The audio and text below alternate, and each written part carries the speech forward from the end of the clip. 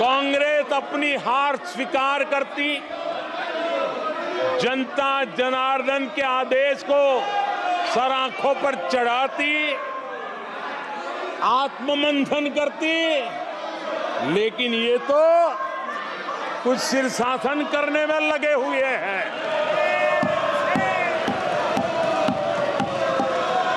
और कांग्रेस और उसकी इकोसिस्टम दिन रात बिजली जला करके हिंदुस्तान के नागरिकों के मन में ये प्रस्थापित करने की कोशिश कर रहे हैं कि उन्होंने हमें हरा दिया है। आदरणीय सभापति जी, ऐसा क्यों हो रहा है? मैं जरा अपने सामान्य जीवन के अनुभव से बताता हूं। कोई छोटा बच्चा साइकिल लेके निकला है और अगर वो बच्चा गिर जाता है, साइकिल से लुढ़क जाता है, रोने लगता है, तो कोई बड़ा व्यक्ति आकर के उसके पास पहुंच जाता है और उसको कहता है, देखो चींटी मर गई, देखो चिड़िया उड़ गई, अरे देखो तुम तो बहुत बढ़िया साइकिल चलाते हो, अरे तुम तो गिरे नहीं हो। ऐसा करके उसका जरा मन ठीक करने के लिए प्रयास करते हैं,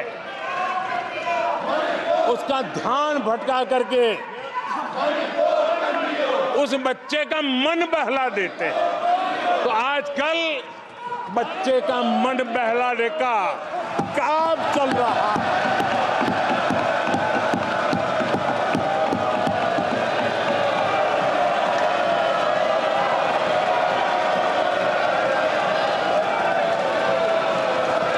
और कांग्रेस के लोग और उनका इकोसिस्टम आजकल ये मन बहलाने का काम कर रहा है।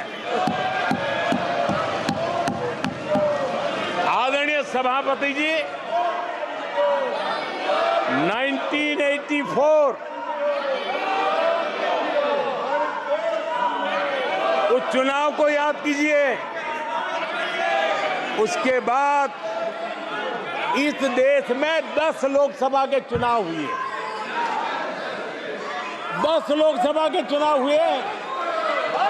84 के बाद 10-10 लोकसभा के चुनाव होने के बावजूद भी कांग्रेस 250 के आंकड़े को छू नहीं पाई है।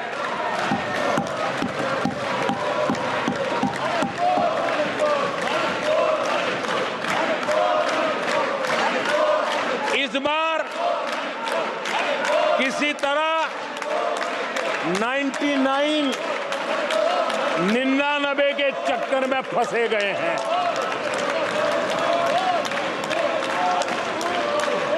आदरणीय सभापति जी, मुझे एक किस्सा याद आता है।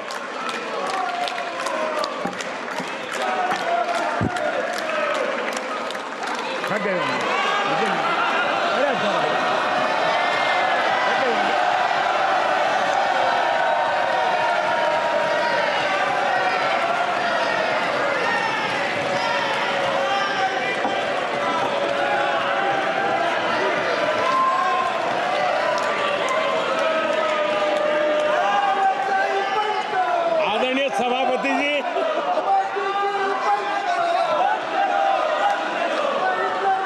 मुझे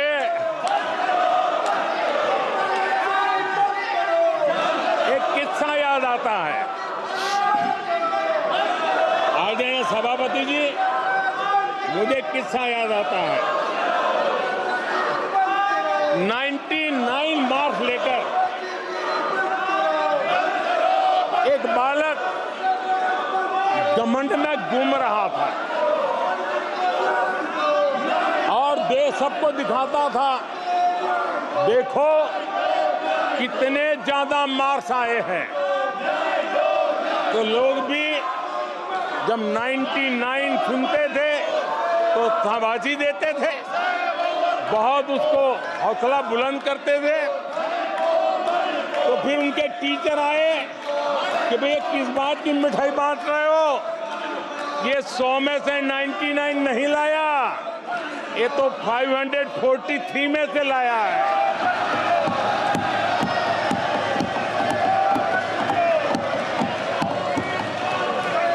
अब उस बालक बुद्धि को कौन समझाए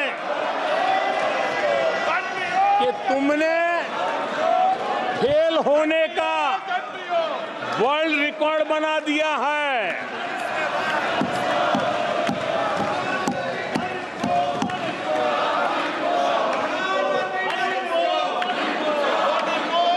कांग्रेस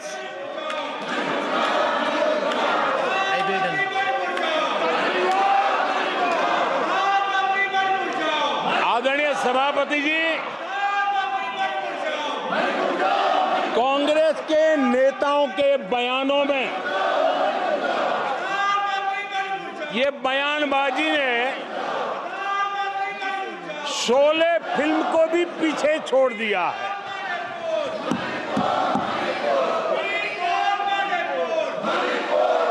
आप सबको शोले फिल्म की वो मौसी जी याद होगी।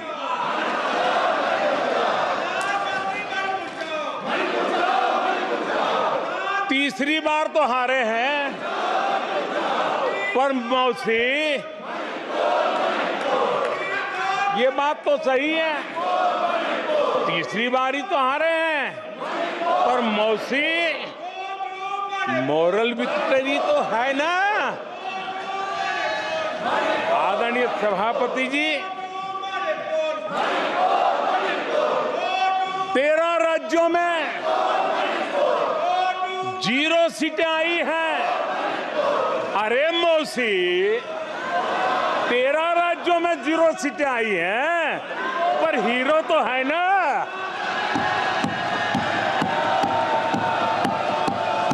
आदरणीय सभापति जी,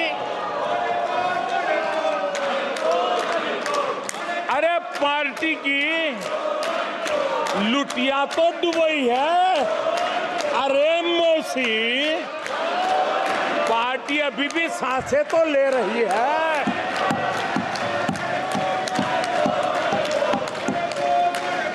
मैं कांग्रेस के लोगों को कहूंगा, जनादेश को फर्जी जीत के जश्न में मत दबाओ। जनादेश को फर्जी जीत के नशे में मत दबाओ, उस जश्न में मत दबाओ। ईमानदारी से देशवासियों के जनादेश को जरा समझने की कोशिश करो, उसे स्वीकार करो।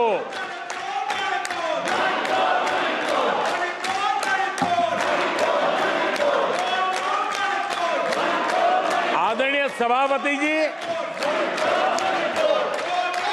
मुझे नहीं पता कि कांग्रेस के जो साथी दल है, उन्होंने इस चुनाव का विश्लेषण किया है कि नहीं किया है। ये चुनाव इन साथियों के लिए भी एक संदेश है। आदरणीय सभापति जी, अब कांग्रेस पार्टी 2024 से एक परजीवी कांग्रेस पार्टी के रूप से जानी जाएगी।